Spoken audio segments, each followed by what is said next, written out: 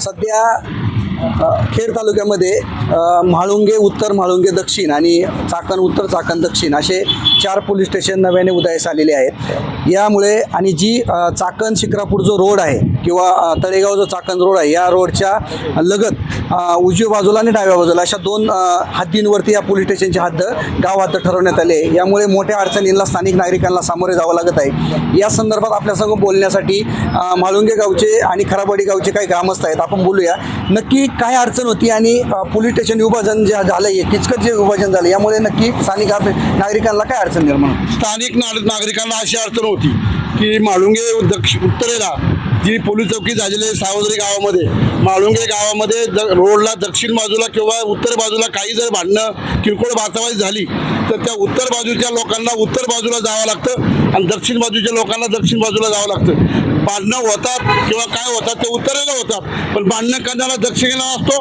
तो दक्षिण police चौकीला complaint देतो आणि दुसरा भांडणं करणारा किंवा काय उद्योग करणारा हा उत्तरला असतो, तो उत्तरला देतो। आणि यामुळे नागरिकांची अशी हालत होती की ह्या पोलीस चौकीला जावं का त्या पोलीस चौकीला जावं। इथे आल्यानंतर हे म्हणतात आमच्या आधीमध्ये काय कार्यक्रम तुमचा झालेला नाही, आम्ही काय ती तुमची तक्रार नोंदवून घेऊ शकत नाही यांची।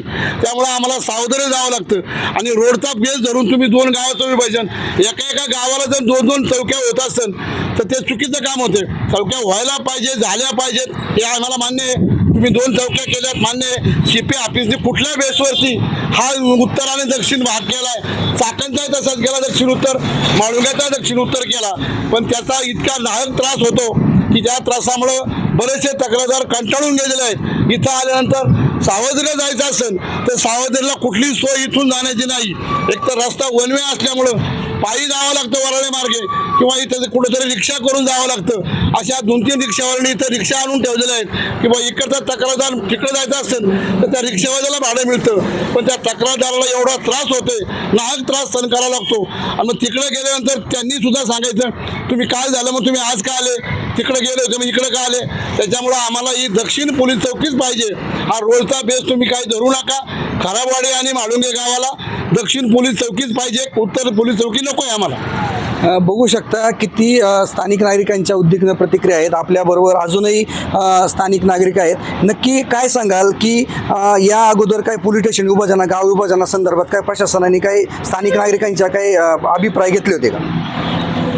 मी सोपान तुकाराम खराबी, जे पिंपरी चिंचवड पोलीस स्टेशनने जो प्रस्ताव मांडलेला आहे, ज्या दक्षिण आणि उत्तर पोलीस स्टेशनचं विभाजन केलेलं आहे, पब्लिकचं विभाजन करून पब्लिकची नाहाळ छळ होतो आहे, तो छळ थांबण्याकरता आम्हाला दक्षिण उत्तर पोलीस स्टेशन नको आहे।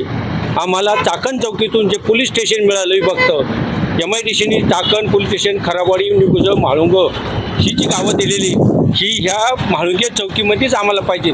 आमची तक्रार जर सावरदेरीला करायची असेल, त्या माणसाने ज्याला काय वाहन नाही, 4 व्हीलर नाही, 2 व्हीलर नाही, त्यांनी दुसऱ्याची रिक्षा पकडून तिथं जाणं, तिथून पोलीस स्टेशनहून परत इथं येणं एवढं स्थानिक नागरिकाला जमणार नाही।